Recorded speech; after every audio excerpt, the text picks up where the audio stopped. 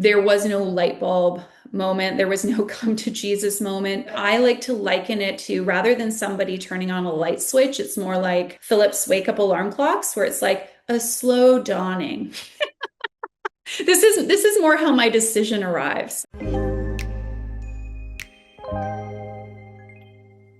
I do remember as people started having children, like it was always something hard for me. And I do remember starting to discuss with my friends like my uncertainty or lack of readiness. And I can't remember like in what specific terms, if it was like, well, I'm not sure, or I don't remember if I wasn't sure I didn't want to have kids, or if it was more like I'm not ready yet.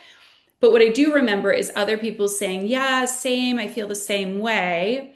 And then months or maybe years would go by, and then the announcement would come, I'm pregnant, we're expecting. And I always remember feeling like, what did I miss? Like, what happened between that and this? I mean, I entirely put the blame on myself as far as like, what is wrong with me? Why don't I want this? Like, and it's not helpful that we use language like, the biological clock gets like turned on, or there's a switch, or like women talking about like, oh, my ovaries are aching. I was like, my ovaries, granted, sidebar, my ovaries were aching for other reasons. Like I was dealing with, what turned out to be undiagnosed endometriosis, but like I was having other kinds of like physical pains and sensations, but I don't remember feeling like this biological pull or urge to reproduce.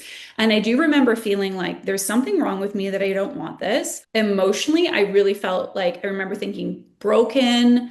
Maybe it's hormonal, like maybe it's because I take antidepressants. Like it was like all these different things. And I essentially just had to get tough with myself and be like, you're even though I say I was on the fence and I was exploring this decision, I wasn't really doing much of anything. Like I was just like obsessing about it and thinking about it, but I wasn't really inquiring like, what do you actually want? What's important to you? Like what part of you feels pulled this way or that way? Like what do you believe this whole experience might be like? I wasn't thinking about the fact that I had no examples of child-free people or anything.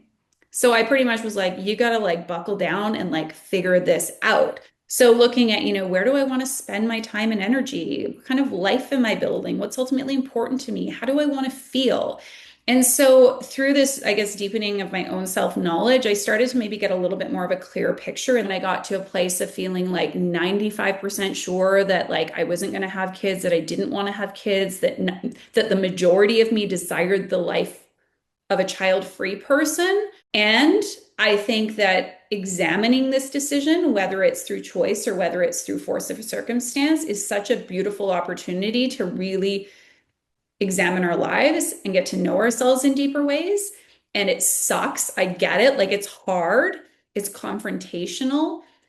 And also, I tell people, like, I know the journey might be lonely, but you don't have to do this alone. I think of myself as like a guide to be like, hey, like, here are some perspectives or questions or like a process we can engage in that will, I think, or hope be helpful for you. And I never engage in absolutes. So, like, I don't really disillusion myself into thinking like this was the ultimate one right choice. It's the choice I chose. And I think I'm making a really awesome life for myself.